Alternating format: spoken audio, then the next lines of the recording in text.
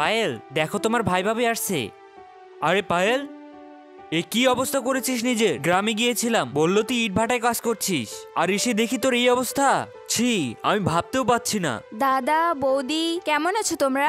চলুন না দাদা, বাড়িতে চলুন, কিছু খেয়ে নিবেন, তারপরে না হয় কথা বলবো। না না, কোনো দরকার নেই। এরকম বস্তিতে আমরা কখনো পাও রাখি না। তোমাদের জন্য কিছু গিফট আছে, নাও ধরো, আর আমাদের বিদায় দাও। এ অপদার্থ, একে তো নিজের বউকে দিয়ে খাটিয়ে খাচ্ছিস, আর সেই টাকা দিয়ে আমাদেরকে খাওয়ানোর কথা ভাবছিস।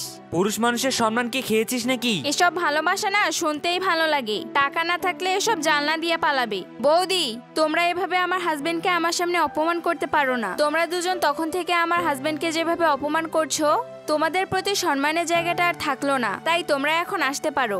যে সম্মানের যোগ্য না তাকে অসম্মানই করব, তাতে তুই আমাকে সম্মান করিস বা না করিস। আর এই তোর জন্য কিছু জামা কাপড় এনেছি, এগুলো রাখ। আমার তোমাদের মতো দাদা বৌদি থেকে কোনো গিফটস লাগবে না। আমি যখন ভালোবেসে ওর হাত ধরতে পেরেছি, তখন ও আমাকে যাই দিবে তাই পরে থাকবো। আর এই ছবিটাকে মন থেকে ভালোবাসলে লাইক করে সাবস্ক্রাইব করে দিবে।